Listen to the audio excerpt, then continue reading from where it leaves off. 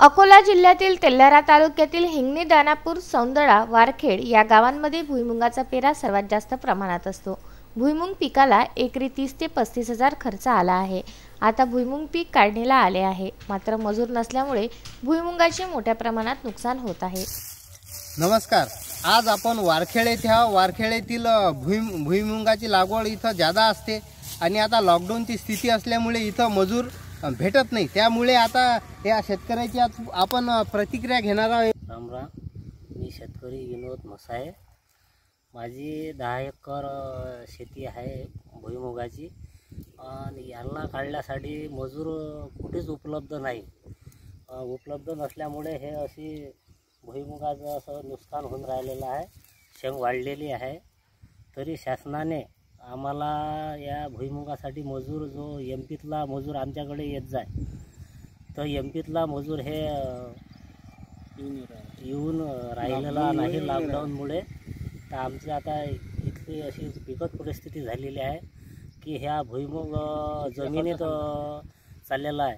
अंदाजे माझ्या शेतीचा खर्च आहे 2 लाख रुपये आहे 10 एकराचा। तर हे सर्व म्हणजे लॉकडाऊनमुळे झालेलं आहे। तरी शासनाने आम्हाला काहीतरी याच्याबद्दल मदत करावी। भुईमुगाचे मोठ्या प्रमाणात नुकसान होत आहे। भुईमुग काढण्यासाठी महाराष्ट्र शेजारील राज्य मध्य प्रदेशमधून आदिवासी मजूर मोठ्या प्रमाणात या भागात मजुरीसाठी येत असतात, मात्र लॉकडाऊनमुळे मध्य प्रदेशमधून मजूर आला नाही। त्यामुळे मजुरी अभावी भुईमुग पिकाचे मोठ्या प्रमाणात नुकसान होत आहे। भुईमुग पीक काढण्यासाठी मजूर मिळत नसल्यामुळे भुईमुग जमिनीत सुकत आहे, त्यामुळे शेतकरी संकटात सापडला आहे। नमस्कार, मी दादा इंगळे, उपसरपंच ग्रामपंचायत वारखेड। भारतात सध्या लॉकडाऊन आहे कोरोनामुळे। त्याच्यामुळे वारखेडात जी शेती आहे ही आता उन्हाळी पिकासाठी काढणीला आलेली आहे। म्हणजे आपण पाहतो की वारखेडमध्ये किंवा आजूबाजूच्या परिसरामध्ये सर्वात जास्त भुईमुगाचं पीक पेरले जाते। तर आता जी काढणी आलेली आहे आणि काढणी आल्यामुळे हे कोणत्या यंत्राच्या सहाय्यानं काढणी करता नाही येत, याला मजूरच लागते। तर याच्या आधी दरवर्षीप्रमाणे तर बाहेर राज्यातलं म्हणजेच MP मधले काही कोरकू समुदायाचे गरीब लोक, मजुरी लोक, आदिवासी लोक इथं मजुरीसाठी येत असतात। तर यावर्षी लॉकडाऊन असल्यामुळे ती येऊ शकत नाही।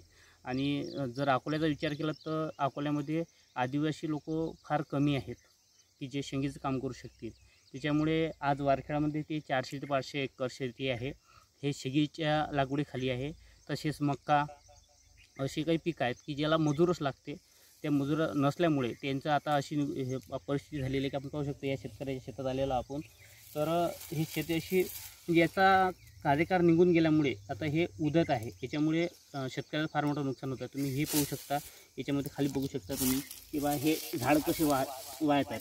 तर याच्यामुळे शेतकऱ्याला नुकसान होत आहे। तर शासनाला एक विनंती करतो आम्ही किंवा आजूबाजूच्या परिसरामध्ये जर आम्हाला मजूर भेटला तर गावाकडे सर्व शेतकऱ्याची जी शेंग आहे ती उपटल्या जाईल आणि त्यांना त्याच्या पाहिजे तो त्यांना फायदा भेटू शकेल। एवढंच नाही तर शेंग उपटल्यानंतर आता या लॉकडाऊनमुळे फार मोठी मार्केट उपलब्ध होणार नाही। तर शासनाने शेंग घेण्यासाठी सुरुवात करावी अशी आमच्या गावकऱ्याकडून एक इच्छा आहे।